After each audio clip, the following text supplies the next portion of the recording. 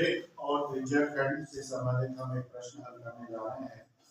प्रश्न इस प्रकार से दिया हुआ है कि वृत्त के एक त्रिज्या खंड का क्षेत्रफल वृत्त के क्षेत्रफल का 1/6 है, तो त्रिज्या खंड का कोण ज्ञात करना है। इसको अगर हम थोड़ा सा चित्र में देख लें तो थोड़ा सा आसानी हो जाएगा। एक हमारा ये वृत्त है, ये इसका केंद्र है। मान लीजिए कि ये त्रिज्या खंड है PQ, ये वाला एरिया है, ठीक है, ये एरिया। प्रश्न हमारा बोल रहा है कि त्रिज्या खंड का क्षेत्रफल इस पूरे वृत्त के जो क्षेत्रफल होगा उसका 1/6 है।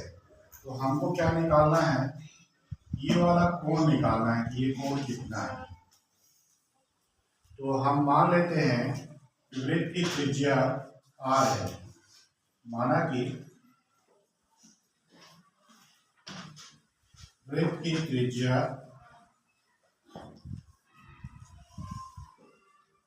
r है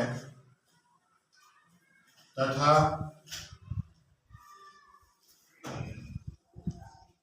त्रिज्या खंड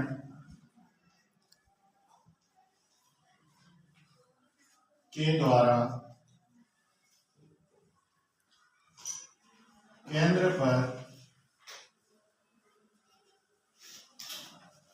बना कोण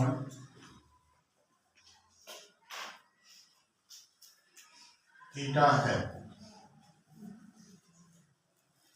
ये हमने दो चीज मान लिए हैं कि वृत्त की जो त्रिज्या है वो r है और केंद्र पे जो कोण बन रहा है वो थीटा है।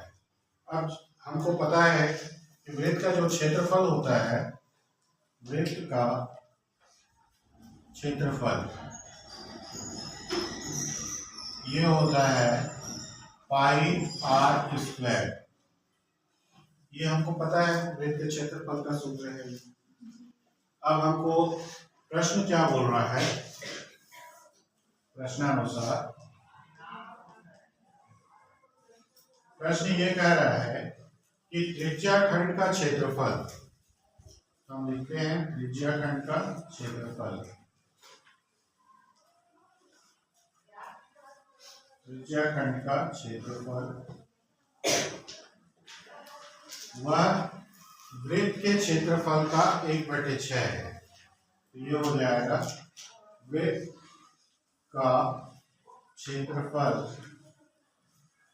का 1/6 है, मतलब 6 नीचे आ जाएगा। ये संबंध हमको दिया हुआ है।